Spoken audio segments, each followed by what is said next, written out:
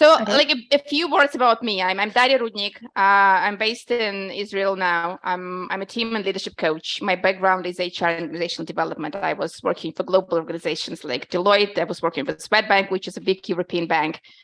And now I help teams and leaders to go through times of uncertainty, to live and to be effective and engaged during when everything is changing all the time. And today we're going to talk about practical tools that you can use with your teams to help them when things are not clear, when there's a lot of frustration, but we need to move forward. Natalia, together with me, is doing this webinar. Yeah, go ahead. Okay, thank you, Daria. So my name is Natalia, and I'm joining you from Moscow, Russia.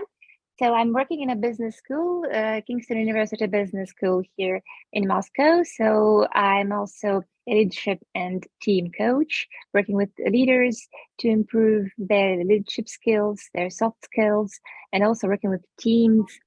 And my background is around 10 years in education, working for large corporations in building educational programs and developing leaders and teams. And also I have a background in executive search as a headhunter and in business, in FMCG business earlier in my career. So I'll be happy to join Daria at this webinar, and we'll be happy to share some tips we have in our arsenal to how to deal during these times with your teams, and of course certainly starting with yourselves and then with your teams. Okay, back to you, Daria. I think I want to hear about you. What are your expectations? What do you want to get from this conversation today? So if you please share a few words, like your name, like, and what is your expectation from today, that would be really great. I will start. Yeah. Perfect. Thanks. So from Amsterdam, I am not running a team, not leading a team. I'm just really curious about it, though. So I'm curious to learn how you would do it. I mean, in times of uncertainty, how do you lead your teams? I'm also curious to see how this workshop's going. So that's also my big takeaway. So maybe I'm running an application with a bunch of coaches, so you could see them as a team, probably. Is that clear enough? Yeah, I mean, and if you have any questions during the presentation or after that, let's have a open discussion. It's just a few of us here. Let's have a conversation. Sure. Okay. Thank you. Great. The next I see on my screen is Yakov.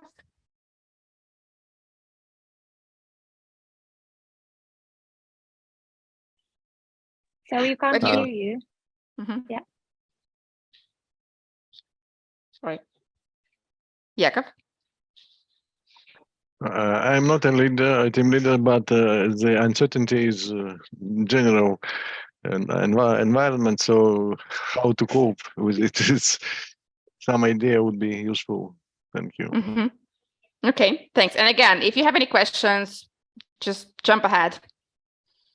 Okay.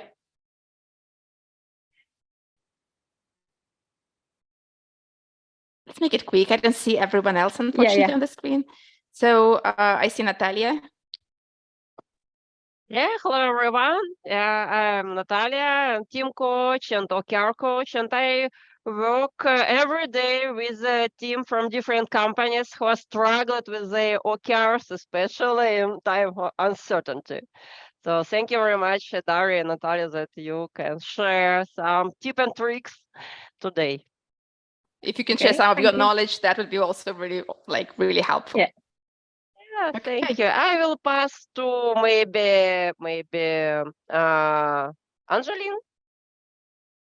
Hi everyone, I'm Angeline. I'm also not leading a team yet, but I'm looking for leadership role, and we're just very curious to how they would deal with it in the future.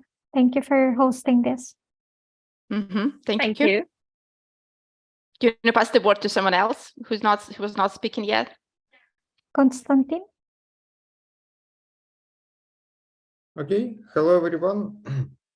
I am team lead of product software development team, and also I'm solution engineer, and also I'm QA engineer and DevOps engineer. So yeah, a lot of roles. I am working with uncertainty as a main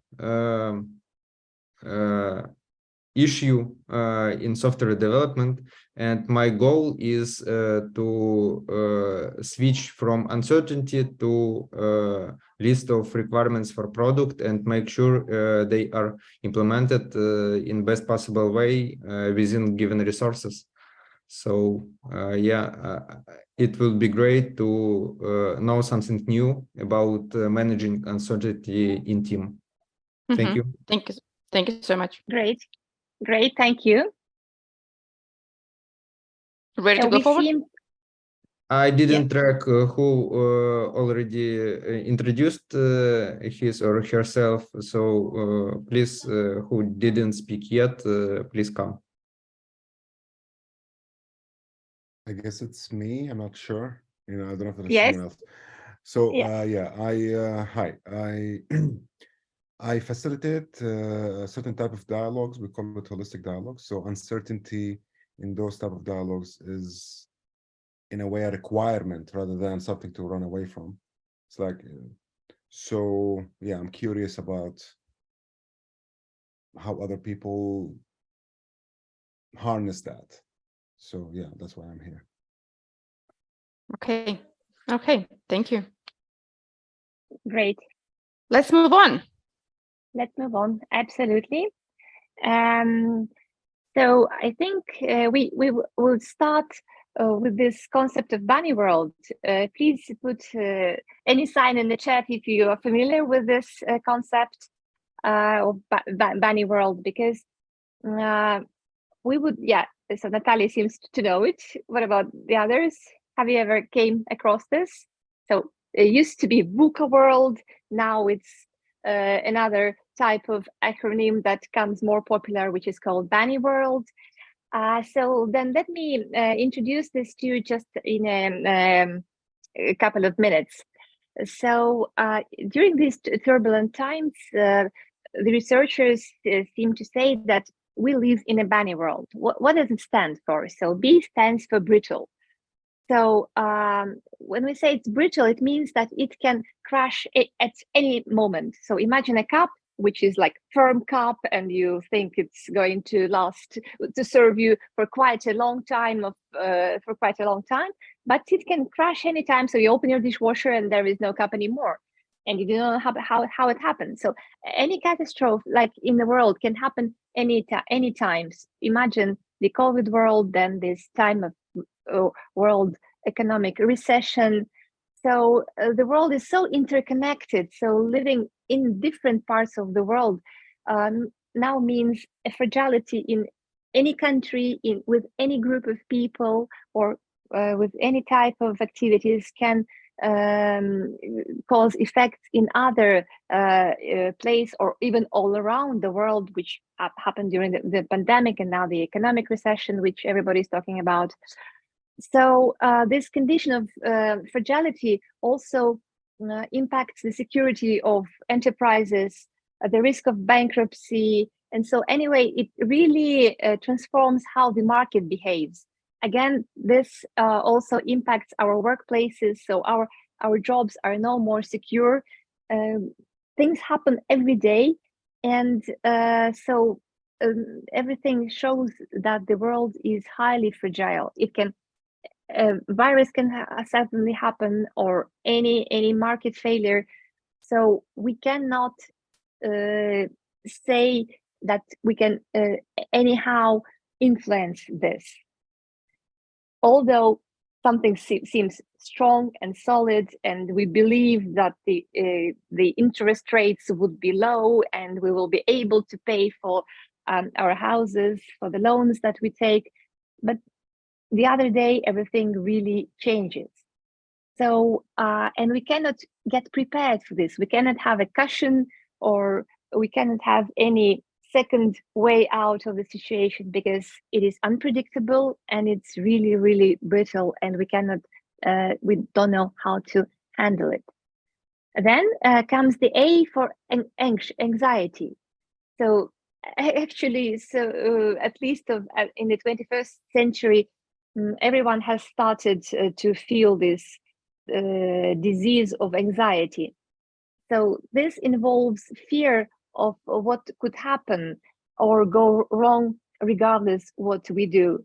So something is brittle, then we get anxious about it, and we are also all overstressed. Our teams are stressed, our organizations are anxious. Have you ever noticed that we are constantly opening our phones and scrolling over the news? What else is going to happen? What more bad news are coming? So anxiety goes to stress, and anxiety actually is not only in the people's lives, it is also in the business lives. So the world is changing so rapidly that businesses don't have even time to overthink their strategies, and they need to make their decisions quickly. And sometimes quick decisions do not equal to good decisions, and more anxiety comes and more brittleness comes, and it's like a vicious circle, things are moving and moving again, and at least we find ourselves like in a state of passivity. We're passive, we are stressed, we're anxious, and sometimes we're making not the best choices, and sometimes it even makes our business decisions or personal decisions even worse. So both brittle and anxious happenings in the modern world bring us to non-linear. It means that previously, when we said there is point A and there is point B, we just can cross the line and we are there, like linear movement. It's not here in this world anymore. Since the world is unpredictable, we don't know what is going on. We cannot even predict our way, how many like detours or dead ends would be there on the way, both in the personal life and in the businesses that we are running or working. So unfortunately, we cannot predict again what is going to happen. We cannot predict the outcomes of our decisions made being anxious under stress, and we're stressed because of the brittleness of the world. And again, another layer of the vicious circle is happening. And the last letter in this acronym stands for incomprehensible. That means it is difficult to understand. We cannot understand what is happening. We cannot understand why politicians take these or that decisions, why the economics works this way, although we were taught in our colleges or universities that everything works quite the opposite way. We don't know what is going to happen, so we cannot understand. We don't have the solid soil under our feet. We cannot understand what is going on. Again, more stress is coming. We are trying to understand how did this happen, where we can find the cushion to put it that for the next time that these disaster would not happen, but it is not really possible. We're trying to find more data. We're trying to find to search for more information, for more news. And again, this brings another layer to this vicious circle of anxiety, brittleness, non-linear decision, and so on. So the world, it is as is. So no more stable world. No, we cannot find stability anywhere, and we have to live in this state of bunny world. So why we're paying this so much attention at the beginning of our webinar to this topic, that we have to understand that this is the world that we will be living in, and we have to find how to improve, how to be another kind of person, or how to build a team that can live with this bunny world, because this is something that will be with us, with our lives, with our personal lives, with our economic lives, with our business lives during next years, or maybe 10 years, or I believe in what the research says is going to last now forever. So can we go to the next slide, please? So what the research say is that we need to find our coping strategy with the bunny world. And what the research says, that if something is brittle, if something can be crushed like in a minute, we need capacity and resilience. We have to be resilient. We have to find our ways how to cope with it. And we will talk about the resilience strategies in a minute. If we feel anxious, we need more empathy and we need more mindfulness. All those mindfulness techniques should be with you, and you should be practicing them on a daily basis. If something is non-linear, you don't understand how to get from point A to point B, you have to be adaptive. Okay, so there's the dead end, cross the other road and be there. So adaptivity, resilience, empathy, mindfulness. And again, if you cannot understand something, it really demands your intuition. Brains are good, logic as well, but intuition is again something that helps us to cope with this bunny world. Okay, so resilience is the first thing that we need to build to cope with this bunny world, both as individuals and team leaders or team members. And resilience starts with trust. So most of today's workshop, we would like to devote to the topic of trust. So why trust is an essential component of resilience? Because it's the part of the social capital that help us all as people, as individuals, as teams, to recover from most traumas, from most shocks that bunny world brings to us every day. If we trust people, if we trust ourselves, if we trust our teams, our managers, our families, then we are most likely to persist with these difficult tasks or with difficult situations that come to you every day, to all of us every day.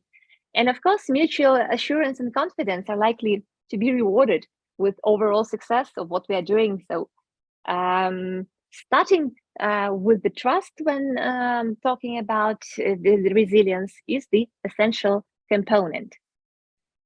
So I will be giving the role to Dasha, to you now. Yeah, and I will continue because, as I mentioned, dealing with uncertainty is a huge topic, and it all starts with being resilient to uncertainty, and the resilience starts with trust, because trust is the key component for building social connections, for building good relationships. Without those, you cannot innovate. You cannot make decisions without trust. You cannot lead your team without trust. And especially, you cannot lead your team into the uncertainty, into the unknown world, if your team doesn't trust you, and if you do not trust your team. Why trust is so significant? It kind of builds the bridge between what the business needs and the need of humans for connection. We are social beings. We want to be connected. And trust is the thing that helps us feel engaged. It helps us the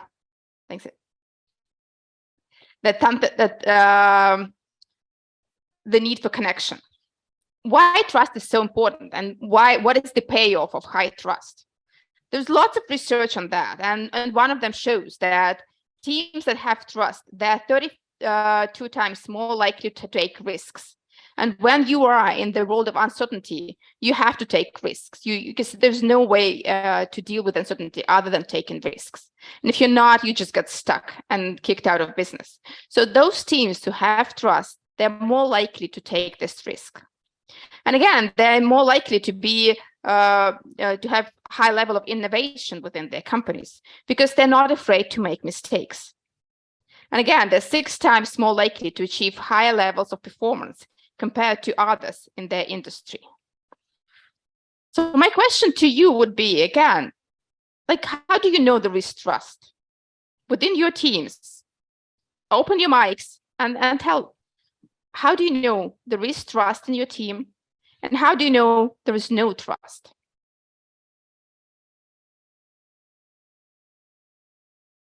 Would really like to hear voices.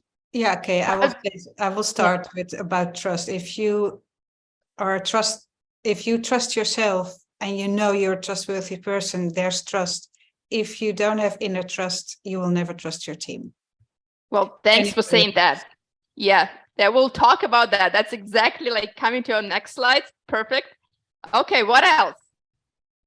What are the How do we- signs of what are the signs that there is no trust? So people work together, they come every day to the office, or you work virtually, you talk to people, you have something to do, but how do you know there is no trust? What are the signs? Or maybe, how do you know there is trust? Okay, or there is trust. That seems more easy to know. Okay, how do you know? You feel it. Okay. What So else? Here comes your intuition. Right? Okay. I think that, yeah, you can call that intuition, but if you feel uncomfortable with a person, it's because you don't trust them. Mm-hmm. Mm-hmm. That's my humble experience anyway. Okay. Oh, yeah, I highly agree with you. Yeah, and also for me, maybe when people don't afraid to be vulnerable Mm-hmm. and to talk directly what they think, what they want. Yeah, don't find some different words to say the direct same things. Maybe. Yeah. I find it difficult to find signs because some people are really good in communicating, looking you in the eye and lying straight to your face. So how do you know that? You feel it. Absolutely. Yes, Tina, you as a team leader, like if you could share some of your observations, how do you know that you can trust your team? How do you know that your team trusts you? Well, from my experience, everything starts with transparent relationship and transparency in your daily activities. And your fair enough and adequate expectations from your team members, and deep and detailed explanation on the start of the project, or when you come into a new team, what exactly you're doing, what exactly you are expecting to get as a result.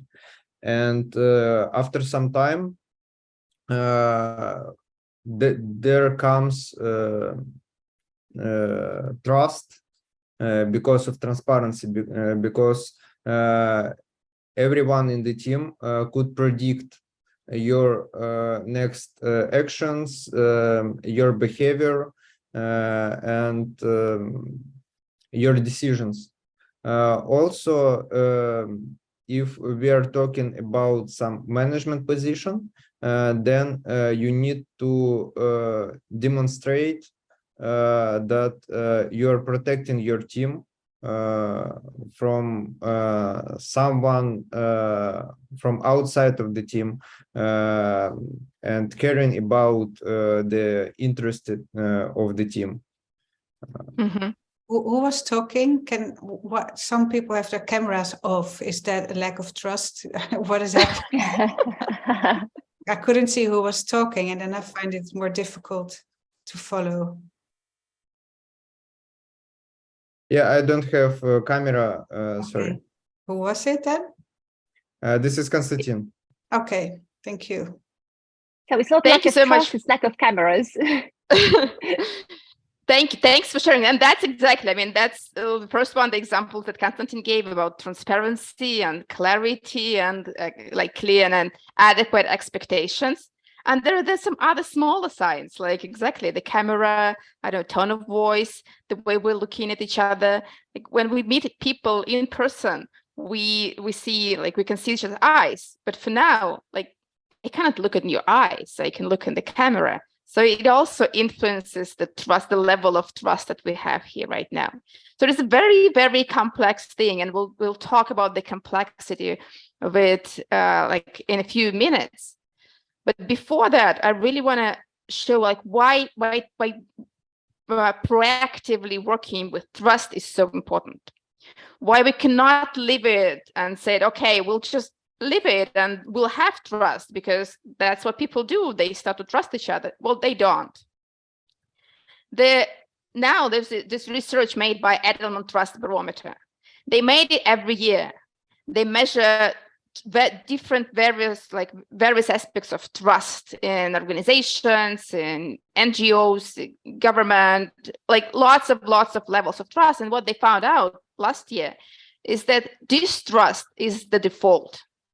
So by default, 60% of people, they don't trust what they see, they don't trust other people. So you need to proactively work and build trust within your team to have it. Because otherwise, people fall into the distrust, and it means no transparency, lack of information, like lack of efficiency, and very hard to make decisions. So, and thanks you, Sarah, like you said, it all starts with yourself. It all starts like trust in team starts with trust in self. And there was one lady that we had like a conversation with, and she had an issue with her team. And she was like, she wanted to be a good manager. Like most people want to be good managers. No one wants to be a bad manager, like waking up early in the morning and say, I'm going to be a bad manager today. Like nobody wants that. But like not everybody can do that.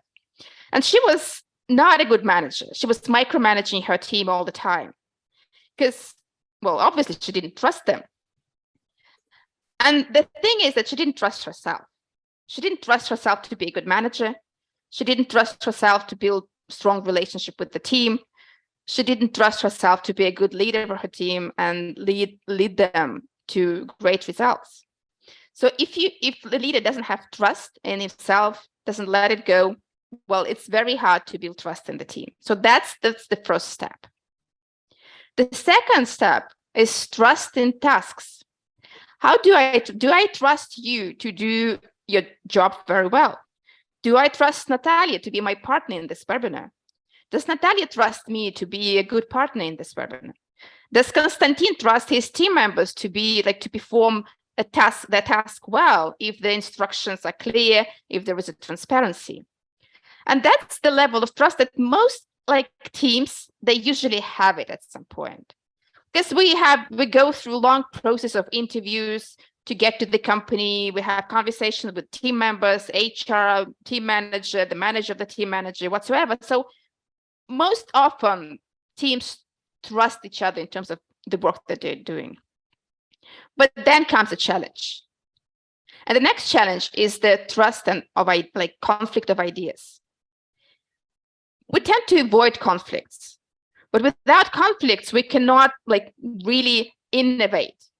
Without positive, constructive conflict of ideas, we cannot create anything new. And if there is no trust in conflict, if we don't trust each other to have an open discussion, to say that we disagree or I made a mistake, there'll be no innovation. So that's the next level of trust, conflict of ideas. And then comes another one. It's about the feelings. It's about what Natalia was saying in the beginning. Most of us feel anxiety. Burnout is on the rise. More than half people claim that they feel burned out.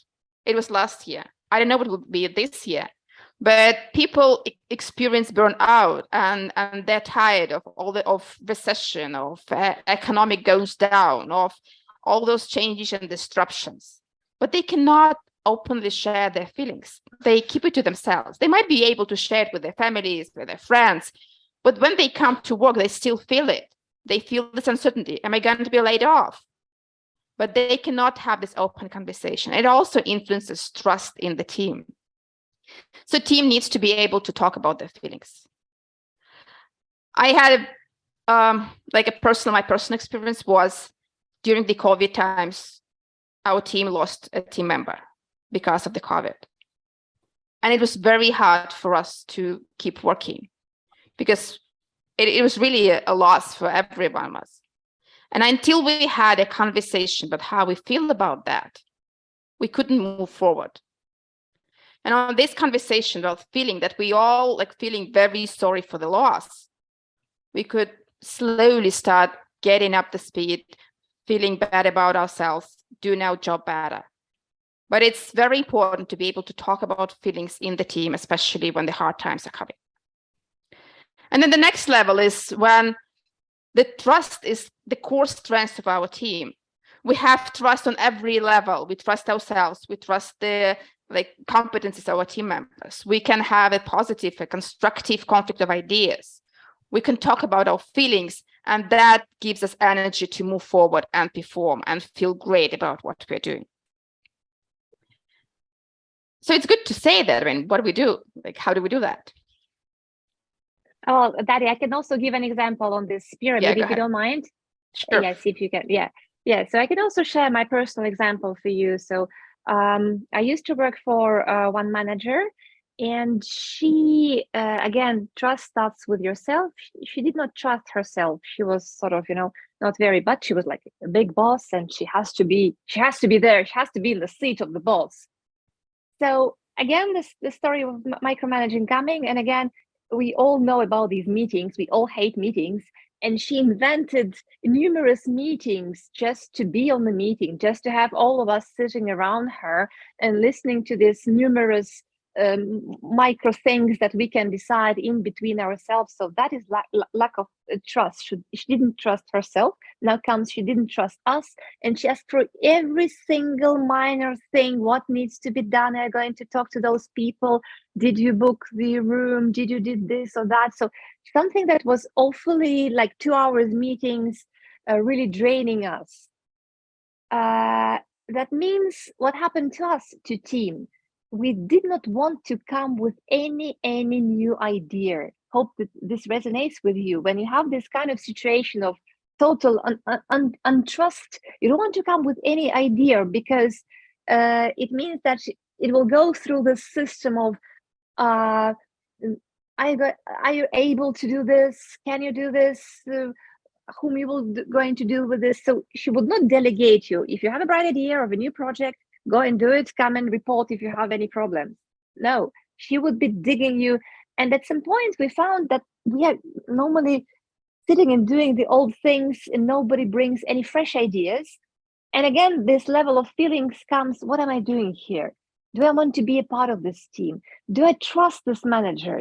Okay, this is a beautiful, nice place to work. We have a nice vision, but I don't want to be a part of this. And the energy level goes down, certainly. And you like sit in a pond, like a warm pond, you get paid, you sit in a nice office, but no energy, no feelings, no new ideas. So this is the example how it all how it all goes from the top, and only the coach working with the manager, starting with herself, giving her vision of what is going on with the team. So it's not that the team is bad. It's not that they don't have the ideas. It's not that they are like drained out. Start with yourself. So when she realized that she is the part of the problem, and when this micromanagement became to vanish, so people began, and myself, I remember myself feeling, oh, there's something in it for me. I have a fresh idea. I want to volunteer. I want to volunteer with this project. And the energy level comes, and it's new kind of discussions, new level of discussions are there in the room, those suppressed by the manager who did not trust in herself. Thank you, Daria. Okay, thanks for example, Natalia. So what do we do with that? How, like, when we feel that we are in the situation like that, and whenever we don't feel that we are in the situation like that, the first thing we do is we assess, like, where are we right now? Where are we as a team? So we offer you this practical, easy to use tool that you can use with your teams, whether like your current team, your potential team, whatever team you feel is needed to do that. And we invite you to start this conversation now.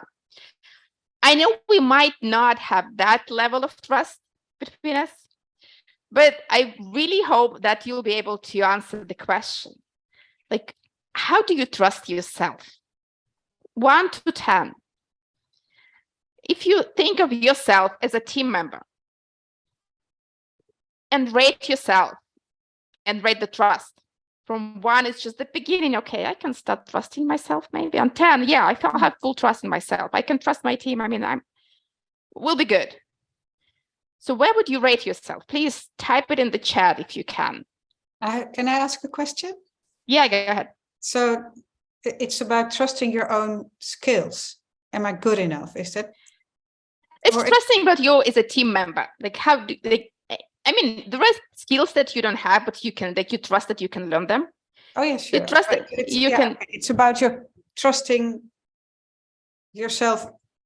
Yeah. as a team member. Yeah. Yeah. Okay, I see 8. That's great. I love to see the 8.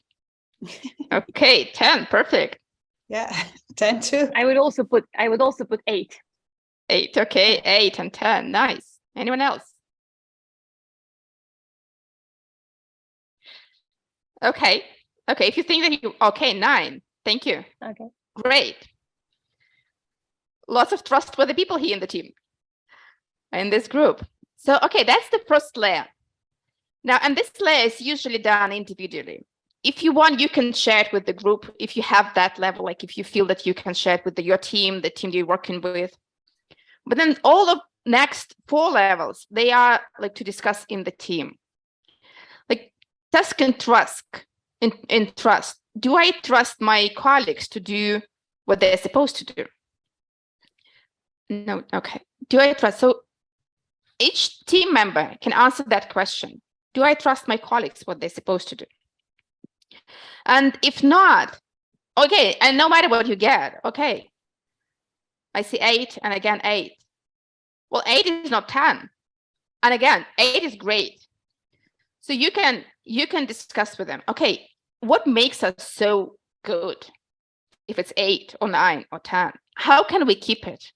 How can we keep this trust? Because knowing what's good is also very important. We always focus on the bad things. Okay, we need to change this. We have this challenge. We need to change this. We need to improve that. But understanding what we need to keep is also very important. So yeah, thanks. I see 8 and 7. So if you have like 8, how do you want to keep it? If you have 5 or 6, what do you need to improve? If you have 7, think, okay, what do you want to do with that? Is 7 good enough for you? Does it help you? Like, can you succeed with 7? Or you need more? If not, how do you want to keep this 7? So the next one is kind of tricky one, and I really would like to see your answers. How do you are you ready to challenge your boss's ideas, like within the team?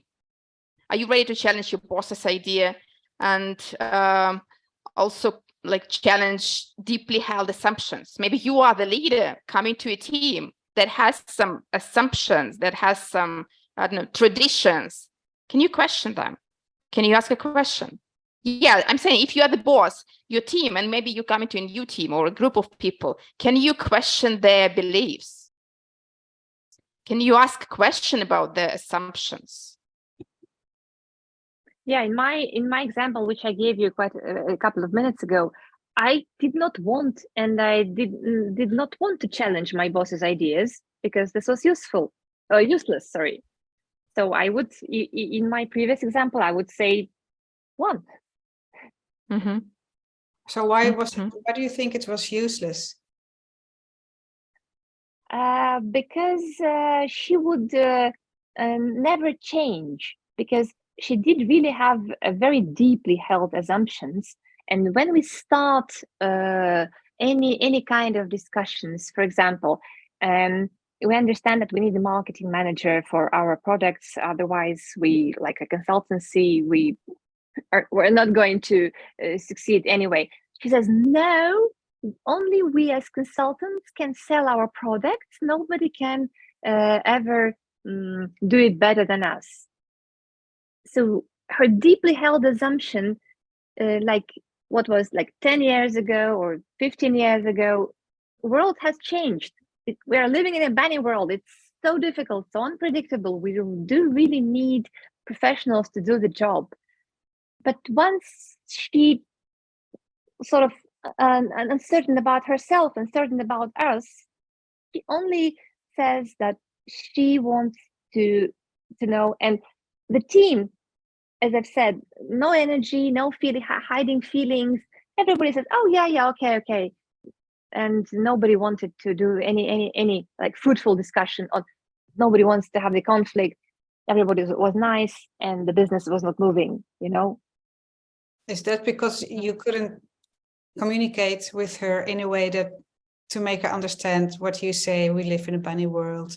So Yeah. So do you mean that she wasn't listening or something?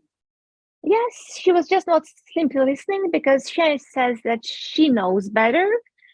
She has her experience in this field, and she knows better, and she doesn't want to listen.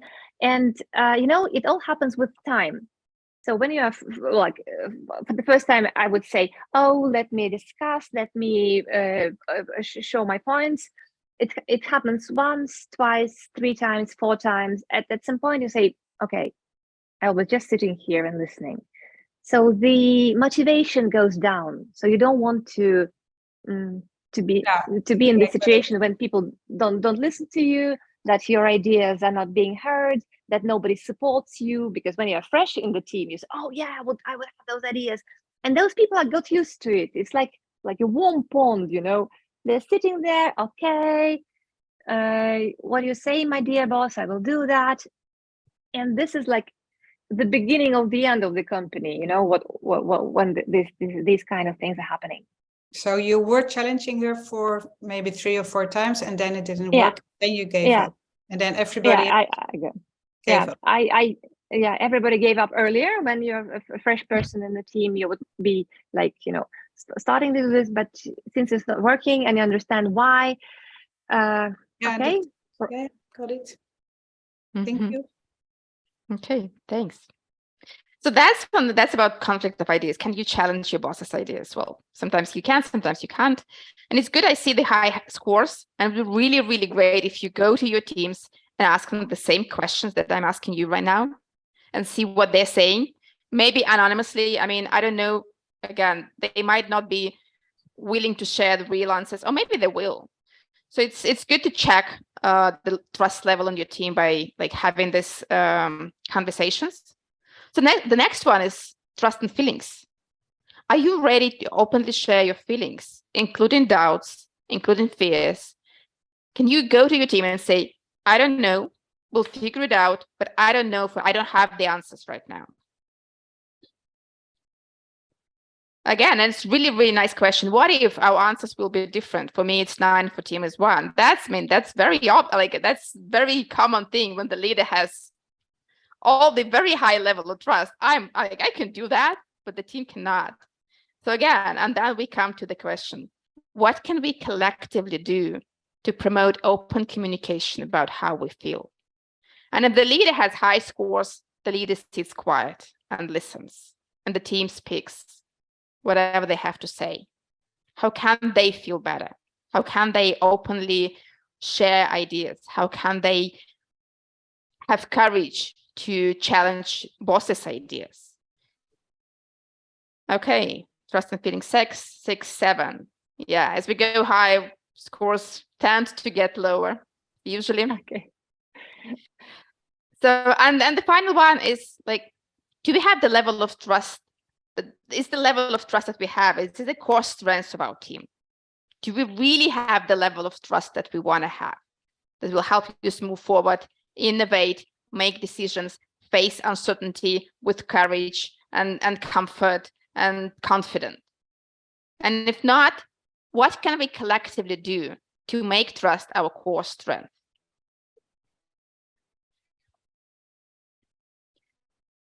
So, okay, I see it's, I see it's 6. Okay, I see it 8. And again, it's 8. Okay. So my suggestion to you, I really want to this little conversation so it's useful to you and really practical. You take those 5 questions, you take those 5 like topics of discussion, and you have them with your team. And the first thing you assess, like what is the level of trust on each level of your team? Then you have this conversation and discuss what can you collectively do together to improve it. And then you do it. Don't forget to do that. That's the hardest part, to actually implement all those things that your team and you have invented. And then you check again. And that's how we work in this like unpredictable binary world. We try and fail and we try again. Do you have any questions about what we've talked about right now? How do you feel about it? Please share some of your insights about this conversation, about this particular topic. Is it clear enough? Can you do it with your team?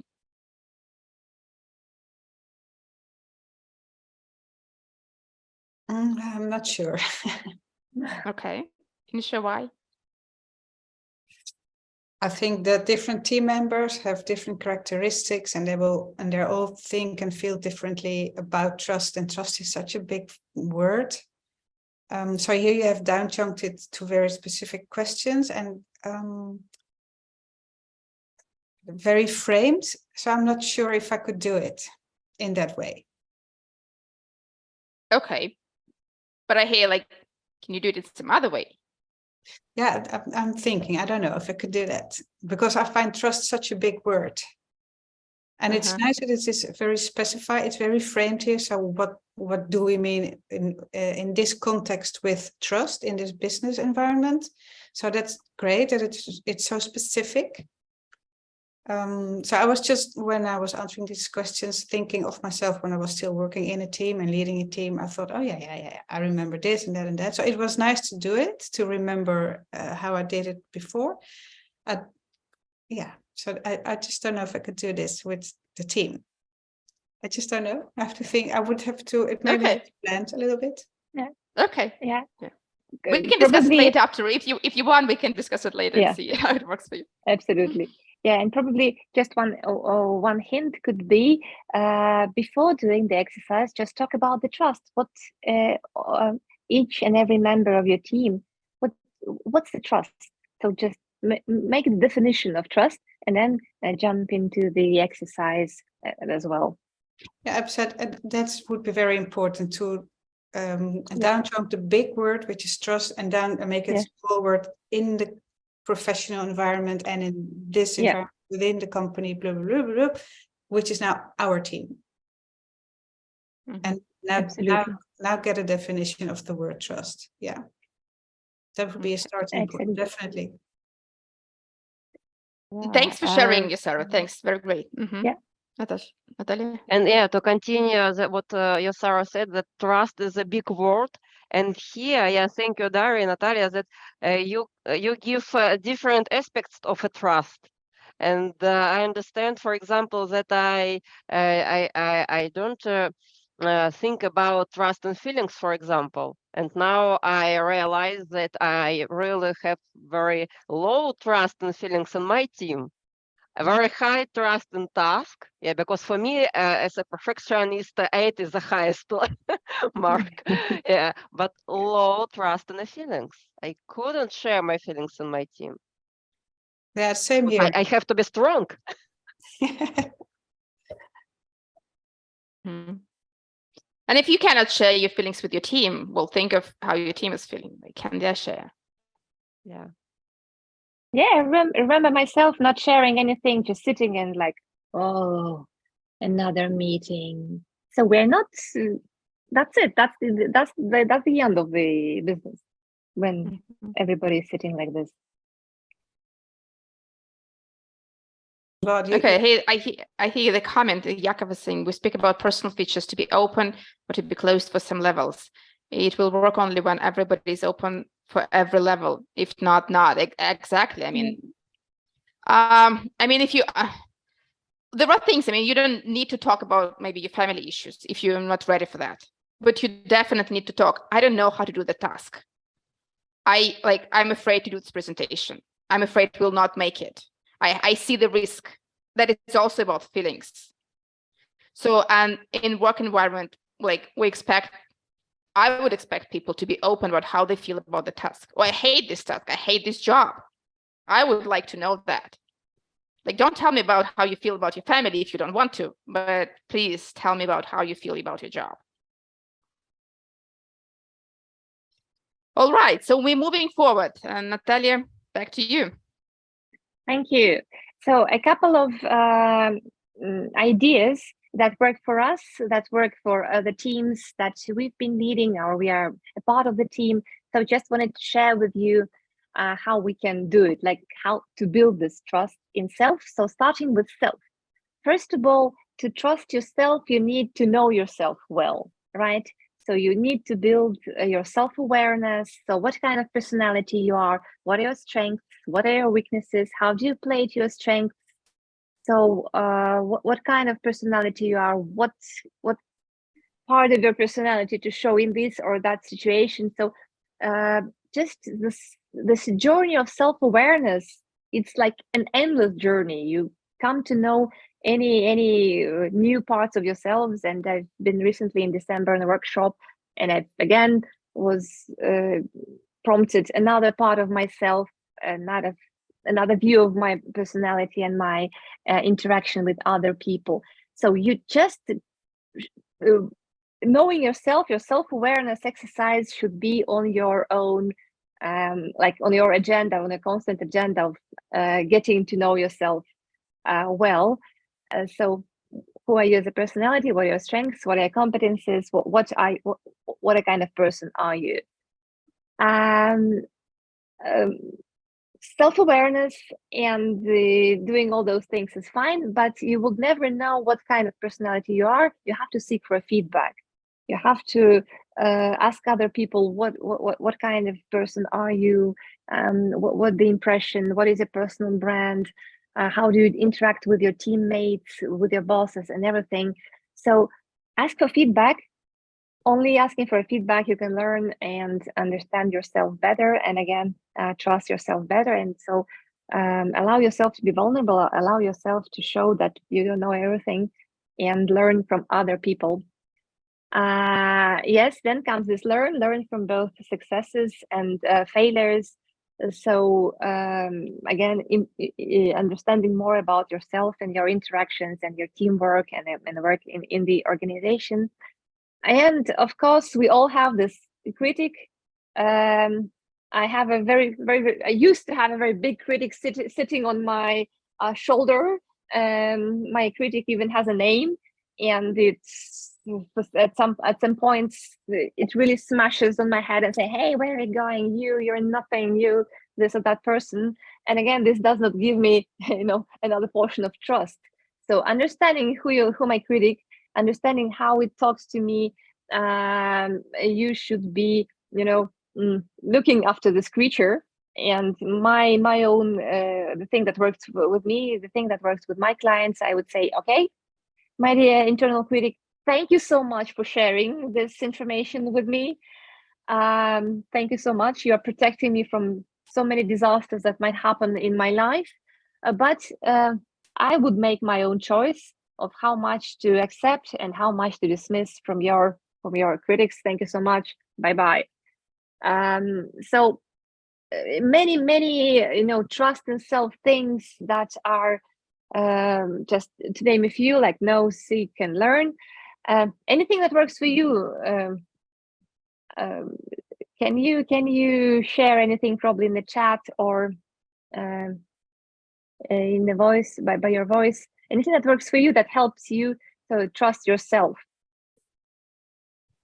Yeah, Jakub says feedback might be friendly. Sorry, not always is. Again, I would say yes. It is up to you how much to choose, how much to take on board from the feedback. Like with this internal critic, again, you would say, okay, thank you for sharing. Something I take, something I would, leave at the moment. Okay, sorry, I interrupted. You wanted to say something? Who? Somebody wanted to say something. Sorry, I thought I interrupted somebody. No? Okay. Then comes, once you build and work on trusting yourself, then comes trust in teams, right? So you should be talking about the trust and about other issues, sort of a check-in exercises to start your team meetings, and probably you devote some special time to those trust building exercises once you made some sort of a research. If the points that, for example, on our previous exercise that we've been doing, you have lower than 8 or even 8, you might devote some special time, some hour or two, to trust building exercises, and you can have you can talk about such questions like, what don't we talk about? What is you need to bring the elephant in the room? What's the team is not discussing? What are the issues that are not being raised by the team? Or yeah, you can talk, or you can write it on the small cards, like, how can I make a team member's life easier and bring it to this or that member? Or how can we help each other more, and how can be more attentive to each other? And so these kind of questions, just like to name 3 of them, might be helpful for you to bring trust in the room, talk about trust, and see what you collectively can do better. Or this can be a funny trust building exercises again, if you talk about this like team internal critic, right? So if you bring the team internal critic in the room and say, okay, what happens if there is no trust in the team? What happens if there is trust in the team? Or how can we repair trust if there is a betrayal or some issues with the trust? Or another thing that you can also do is the exercise like hopes and fears. As a team, you can divide a flip chart paper or any other board you have in your team, or virtual board like Miro, and write, what are your hopes? What are your fears? Start this open discussion, and there comes the issue of trust in this kind of discussion. Okay, so I'm off with this slide. What do we have next? Yeah, we have another discussion, if you don't mind. We wanted to talk to you about the behaviors. So what are the trust builders in the team? So we call them sort of green cards behaviors. So if you would be doing this kind of exercises with your team, you would take the post-it notes of green and red color, or if you would be doing this virtually, you'll have this, again, virtual post-it notes of green and red color. So greens are the trust builders. So what would be the green card behaviors? What would be the behaviors in the team that would build the trust? And the red card behaviors would be the destroyers in the team. So what would be the red card behaviors? So I suggest that we start with the green cards. What do you think? What are the behaviors that would be really building the trust in the teams or in the groups, no matter that you don't have a team at the moment? So, but anyway, remember, think about a team or a group of people. So what are the behaviors that would help to build the team? So I can open the chat, or you can use your mics to tell me.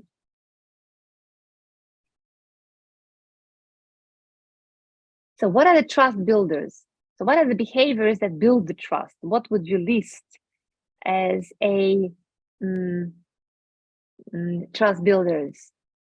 Okay, supporting each other. Anything else? What do you think? What would be the behaviors that would build trust? I would remind what Konstantin said in the beginning, like about being transparent and clear. These are the trust builders. Like if you are transparent, if you're very clear in your communication, that's a great trust builder. Absolutely. Anything else that comes to your mind? I could Green add card. more trust builders. Self-responsibility and for example, doing your daily activities, tasks on time, or showing red flags right at the point when you see that you're not able to provide result on time. So be transparent about failures. Initiativeness. Proposing some enhancements to the processes or alternative solutions if you see them, and discussing in the team. Respectfulness for others' work and others' results. Sharing knowledge with team members. Okay. Thank you so much, Konstantin. We have another also opinion in the chat. So working hard, again, transparency. So I think it's the third time that we have transparency here, which is important. Setting clear goals and actions, having fun. Yeah, great. Yeah, thank you. And get to know each other's, get to know each other behaviors. Yes, so how people do behave in this and that situation. All right, so green card behavior is something that really builds trust. And now let us just for a couple of minutes think on what are the trust destroyers in the team. So what are the red card behaviors that you would put on the board and say, okay, these are the red card behaviors. That means when you do this, or when we all as a team do this, or some team members do this, that means there is lack of trust. There is the trust destroyers. There's the betrayal, there's the problem, there's the conflict. So what do you think? How is it displayed? The trust destroyers, what do you think this would be? So I'm naming one, which is a betrayal. So that something bad is happening. Yeah, so when somebody is not walking your talk, so they're not doing what they're saying, you promise something, and you're not doing this. Anything else? What are the least, most important trust destroyers for you? For me, most important trust destroyers are, for example, faking results. I mean that if you get a task and you did simplest possible implementation, which formally does what is described in the task, but in real life it won't work for the product. And you already know that someone else or you will need to rework it. It's not acceptable solution. Then losing time for nothing. And for example, if you get a task for 1 day, you spend 3 days and didn't success, don't have a result, and you didn't ask for help and didn't say nothing to your manager about your stuck. Absolutely. Yeah. Yes. Thank you so much. We have 2 more ideas here: vague communications and gossip. Yes, I would also support this, talking behind someone else's back, right? Discussing somebody without this person being present in the room. Again, this all destroys trust in the team as well. Okay, we move on, Daria? Yes, so, and I would like to share what the research says, what our experience says, sort of what are the indicators, trust within the team and between the team. So as you already mentioned, doing what you say when you say you will, that means you are a reliable person. Doing it to the best of your ability, yes, also you mentioned this as well. So again, you show that you have this positive attitude. So telling me when you make mistakes that affect me, right? So that means you show the integrity. Keeping me informed of what I know, probably of what I don't know. So it must be a mistake here. Giving me honest feedback when I need it. So that's the courage. Absolutely. That's the courage from yourself.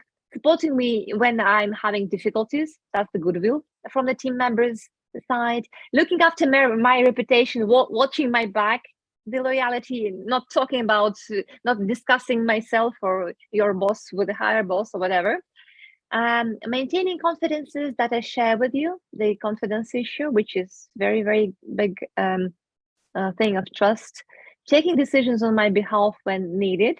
That's the collegiality. And being honest about my other agendas I might have. That's the transparency that you have been also mentioning. So this is what the research shows, and that you already have mentioned most of those ideas, if not all. So moving on. Yeah, We're done here. we're coming to questions. Yes, we're almost on time, and that's all that we have collected for you for this moment. So any ideas, questions, or comments on what we have been talking today?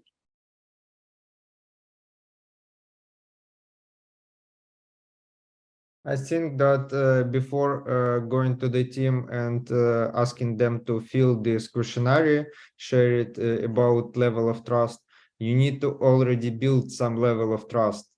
Because if there is a low level of the trust between team members in the team, then they will try to guess what are expected answers to these questions instead of be honest and answer what they feel. Mhm. Absolutely, yes. Or you would be That's a very expecting good point. what is the hidden agenda, right? So why are you asking about the trust? What's the hidden agenda? Do you want to fire me? If I say I don't trust you, will you fire me? So yeah, absolutely, very good point. Thank you. And I think the red cards and the green cards might be a help. So you don't talk about trust itself. You talk about what kind of behaviors we want to see in our team, what kind of behavior we don't want to see in our team. And letting the team speak, not the leader speaking, but the team is speaking. That is a slow, gentle way to start communication and start building this trust. Thanks, Konstantin. Okay, Is we it have a possible to question here. I see a question like, is it possible to have success without trust? What do you mean by success? What is success to you? Yes. Success in the team or what? In the business? Reaching goals. I mean, if your goals do not require teamwork or innovation or decision making, if you need to put a person and he can just nail work with nails and it doesn't require him to think or do anything, yeah, it is possible. But if you need people to think, if you need people to innovate, if you need people to collaborate, that's not possible to do without trust. So it depends on what kind of work you're doing. Yes, and I would say probably a short-term win could be, right? So you do win in short term, but you will lose long-term. Or if your business is competitive, if everyone in the team are competing with each other, then there is no need in trust. For example, trading agents do not need to trust each other. They even could not trust each other because they know that other team members will use any possibility to take your resources and take them to their own results. But they're not teams. They're not a team. They're individual contributors, individual performers. If they need to be a team, there's got to be collaboration. If there's got to be collaboration, there's got to be trust. So I mean, it depends of what kind of work you're doing. Yeah. Trust in rules. Okay. Yeah. Well. Yeah. Thanks, Jakov. It's important to trust in the rules that you have in your team, so that to follow them. Is there a sort of process based on a method to develop trust? Well, that's kind of it. I mean. You have the assessment, you assess the team, the level of trust, you do some actions, you assess again. You can use the one that we offered right now. If, like Konstantin said, it's too hard for team to jump into this discussion, start with them. It's, I don't know, those red cards or green cards, then do assessment, do the changes, do assessment again. So it's this kind of cycle. Well, you think? again, it's great. I mean, it's really nice to start it on a new team because the team is fresh, new. They'll accept mostly everything you offer them because everything's new, and it's. I mean, I love the team charter. I don't know. I love team charter. When you start working with a team, you start discussing, okay, how do we want to work as a team? How do we build trust? What are the rules we have on our team? What are the green cards that, like, you can discuss lots of things when you start in the team. That's a great opportunity. Don't miss it. Yeah, so we give you this issue with green and red cards. They can be used in any kind of setting. So you start, you just build on the ground rules, use this instrument, which is like, it's a marvelous thing that you can be using in many settings. All right, we're coming to an end. Well, thank you so much for the conversation. Thanks for questions, comments, ideas, disagreements. That's really valuable. Like, before we finish off, like, please share us like a couple of words. How was it for you? What is your main takeaway from today's conversation? Just very briefly, type it in the chat or say it out loud. What is your main takeaway from today? The trust is important. And I was thinking when we were watching the World Cup football, and there was one team, the Dutch team, and that they lost some games because there was no trust in the team. So they were trying to do their own thing. They were not really collaborating, and some other teams. And the teams who were really, really collaborating, they, of course, like won the World Cup football. So it's a nice reminder. Mm-hmm. Thanks. Thank you. Thanks, Sarah. Thank you. Thank you. No success without trust. That's with the trust. Yeah, absolutely. Good subject, Yeah. fresh formulas, what to discuss. Thank you, Yakov. Mm-hmm. Thank you. Thank you. What about Sharian, you? we didn't hear you. Like, if you can type something or say something, Konstantin. Also, we will be glad to have your takeaways. My takeaway is the questionnaire with the questions for the team. Thank you. Great. Okay, Great. good. Please Thank use you. it. Thank you so Okay. much for this. Yeah, we'll hope to see you on some of our next webinars. It was great talking to you today. Take care. Thank you very much. Okay, great you so team. much. Thank you. Bye Thank bye. you. Bye Bye-bye. bye. Thanks. Bye. Bye.